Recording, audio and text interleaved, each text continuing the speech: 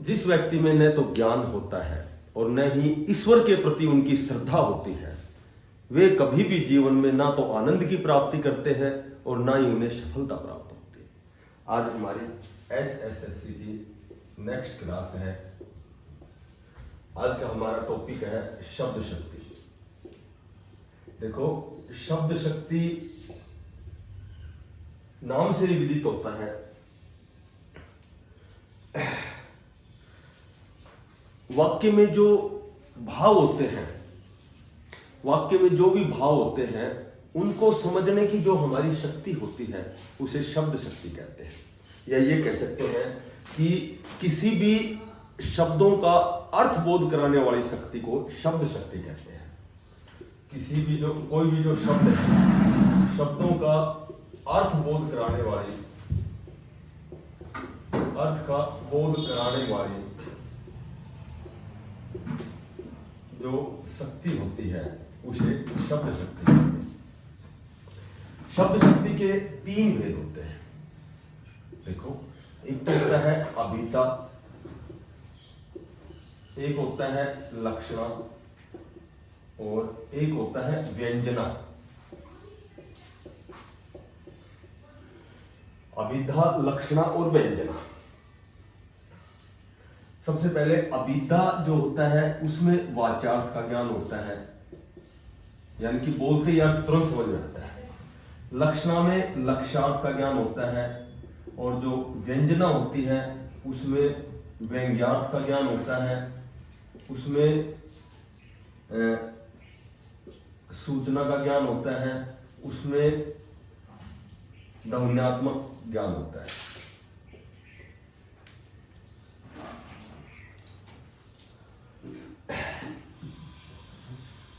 तो अमूमन तो जैसे नॉर्मल एग्जाम में ऐसे पूछेंगे कि व्यंजना में किसका ज्ञान होता है, तो ध्वनि ज्ञान कह सकते हैं, सूचना का ज्ञान कह सकते हैं और व्यंग्य का ज्ञान, व्यंग्यार्थ, ये 3 प्रकार के होते हैं। सूचनार्थ भी बोल सकते हो, ध्वन्यार्थ भी बोल सकते हो और व्यंग्यार्थ। और लक्षणा में लक्ष्यार्थ का ज्ञान होता है, अभिधा में वाच्यार्थ का ज्ञान होता है। तो सबसे पहले अभिधा, सीधी सी बात यह है कि किसी भी शब्द को पढ़कर या सुनकर जब हम उसका लोक प्रचलित अर्थ ग्रहण करते हैं बिना अवरोध के, जो अब लोक में जो प्रचलित उनका जो अर्थ है उसका बोध होता है, उसे वाच्यार्थ कहते हैं। जैसे नॉर्मल सा मैं कहूं कि बैल खड़ा है, राम स्कूल जा रहा है, तो बैल खड़ा है, इसका मतलब है यहां जो बैल है उसको बैल ही कहेंगे, क्योंकि अब लोक में जो हमारे लोक प्रचलन में बैल को बैल कहा जाता है। तो जिसका सांकेतिक अर्थ ग्रहण हम करते हैं, वास्तव में जो उसका अर्थ है जो लोक में प्रचलित है उस अर्थ को ग्रहण करते हैं, उसको हम अभिधा शब्द शक्ति कहते हैं। अभिधा में 3 प्रकार के शब्दों का अर्थ बोध होता है, जैसे रूढ़, ठीक है, सांकेतिक अर्थ, वास्तविक अर्थ, जैसे यौगिक, जिनका अर्थ बोध हम परतों के द्वारा या प्रकृति के द्वारा जिनका अर्थ ग्रहण करते हैं, और उसके बाद होता है योग रूढ़। तो इसमें केवल यही ध्यान रखना है, अकॉर्डिंग टू एसएससी एग्जाम या कंपटीशन के लिए ये ध्यान रखो कि अभिधा शब्द शक्ति क्या होती है। अभिधा शब्द शक्ति होती है जिसका हम सांकेतिक अर्थ ग्रहण करते हैं या लोक प्रचलित अर्थ ग्रहण करते हैं, ठीक है। ये तो थोड़ा वाइड चला जाएगा, इसको छोड़ दो। उसके बाद आता है लक्षणा। लक्षणा क्या होता है कि लक्षणा शब्द शक्ति होती है जब मुख्य अर्थ में बाधा उत्पन्न होती है, तो किसी के लक्षणों के द्वारा हम अर्थ का बोध करते हैं, अर्थ ग्रहण करते हैं, उसे लक्षणा शब्द शक्ति कहते हैं। एक तो होता है रूढ़ी और एक होता है प्रयोजनवती। तो रूढ़ी और प्रयोजनवती का मतलब, प्रयोजन का मतलब होता है उद्देश्य, किसी उद्देश्य के लिए उसका अर्थ ग्रहण करते हैं, ठीक है। रूढ़ी के लिए यानी कि उसके सांकेतिक अर्थ को छोड़कर उसके लक्षणों के द्वारा लक्ष्यार्थ की प्राप्ति होती है। जैसे इसमें इस तरह के एग्जाम्पल आते हैं, जैसे रूढ़ी और प्रयोजन। इसको ऐसे ध्यान रखो, जैसे मैं कहूं कि पंजाब जैसे मैं कहूँ कि पंजाब वीर है, जैसे ये एग्जाम्पल आ गया। अब चूंकि ये थोड़ा सा वाइड हो गया, ऑप्शन में रूढ़ी और प्रयोजनवती नहीं मिलेगा, तुम्हें सीधी लक्षणा ही मिलेगी, लक्षणा, अभिधा या फिर व्यंजना, ये ऑप्शन मिलेंगे। तो थोड़ा सा नॉर्मल में बताता हूँ कि रूढ़ी और प्रयोजनवती में क्या अंतर है। कि मुख्य अर्थ में बाधा होने के बाद रूढ़ी के द्वारा जिसका हम लक्ष्यार्थ ग्रहण करते हैं, जिसका अर्थ बोध होता है। जैसे यहाँ जो पंजाब है, पंजाब वीर है, तो ये पंजाब तो पार्टिकुलर पूरा एक स्टेट हो गया।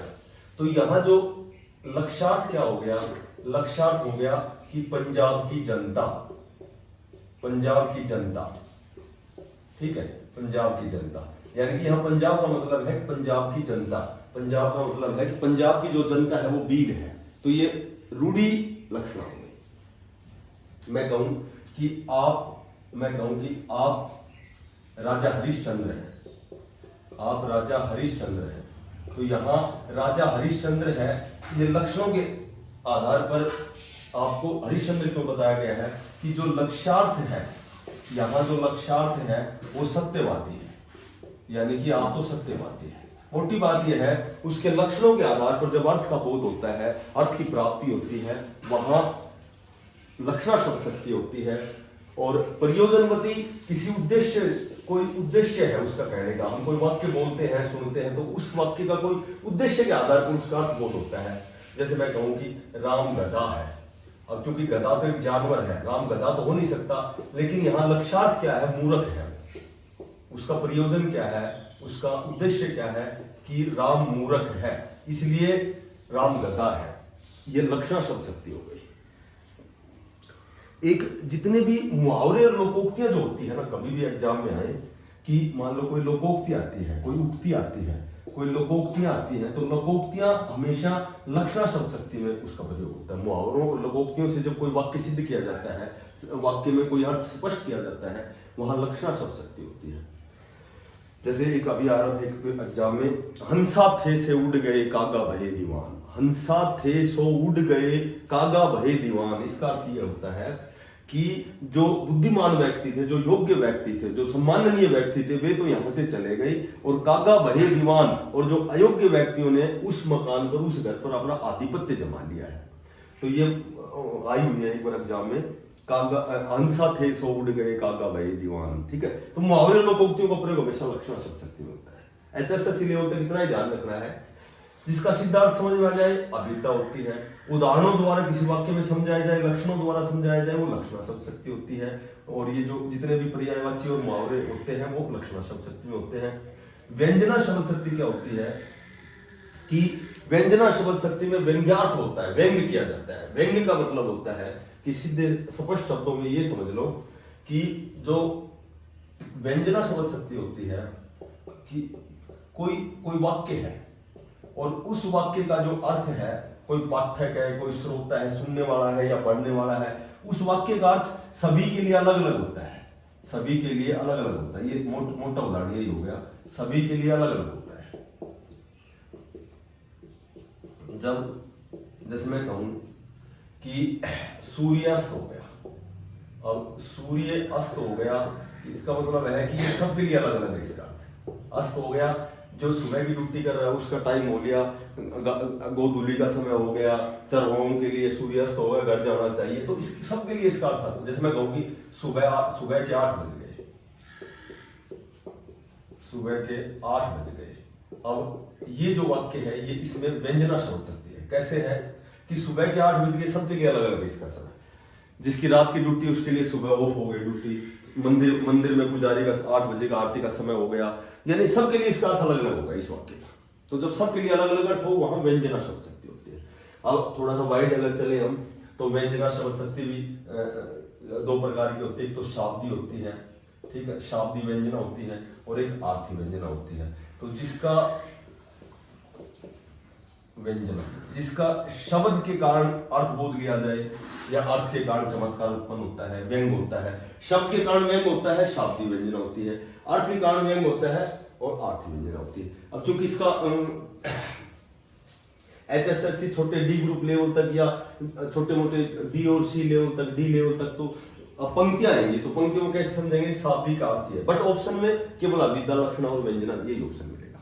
पर फिर भी यदि समझना चाहते हो तो शाब्दी जैसे को घटी ए वर्ष भानुजा, इस तरह के वाक्य आएंगे। को घटी ए वर्ष भानुजा वे अंदर के वीर। अब ये शाब्दी व्यंजना हो गई, वे अंदर के। यहाँ दो या दो से अधिक शब्दों के अलग अलग अर्थ निकलेंगे तो शाब्दी व्यंजना हो जाएगी। को घटी ए वर्ष भानुजा वे अंदर के। वर्ष भानुजा, वर्ष एक तो राशि होती है, तो वर्ष राशि में सूर्य की पुत्री। एक वर्ष भानुजा का अर्थ होता है राधा से अर्थ लिया गया है। एक हो गया वर्षभ जमा अनुजा, दीर्घ संधि हो गई, तो अनुजा होती है पुत्री, अनुजा होती है बहन। वृषभ बैल, बैल की बहन होती है गाय जैसे, तो कहने का मतलब एक इसका अर्थ गाय हो गया। तो यहाँ इसके कई अर्थ हो गए शब्द के। हलधर, हल को धारण करने वाला किसान हो गया, हलधर बलराम हो गया, हलधर बैल हो गया, ठीक है। तो शब्दों की जब दो या दो से अधिक शब्दों के जब अनेक अर्थ निकलते हैं तो वहां शाब्दी व्यंजना होती है। आर्थी जिसका अर्थ अलग अलग, जैसे मैं कहूं कि आंचल में है दूध, आंचल में है दूध और आंखों में पानी, तो जो माताएं होती हैं, माता का वर्णन किया गया है कि माता क्या होती है। जब आंचल में दूध है, आंचल में दूध माता क्या होता है, तो यहां माता के ममत्व का वर्णन किया है, ममता का वर्णन किया है। और आंखों में पानी की माता में बहुत ज्यादा सहनशीलता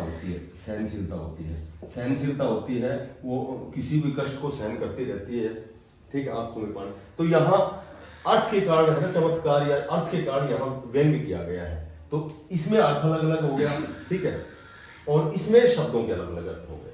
तो ये चूंकि थोड़ी सी वाइड है, वैसे हल्का सा समझाया है मैंने, ज्यादा डिटेल में नहीं बताया। भाई यही ध्यान रखना है, जिसका अर्थ तुरंत समझ में आए अभिद्या, उसके लक्षणों से जिसका हम अर्थ निकाले, अर्थ बोध हो वहां लक्षणा, और जहां कोई वाक्य ऐसा हो जो सबके लिए इसका अर्थ अलग अलग हो वो व्यंजन। सूर्यास्त हो गया, जैसे सूर्यास्त हो गया तो समझ जाओ व्यंजन है। सूर्यास्त हो गया, सबके लिए अलग अलग अर्थ है इसका। जैसे शिवाजी वीर है, जैसे मैं कहूं कि शिवाजी सिंह है, अभी जैसे ये आ गया शिवाजी सिंह है।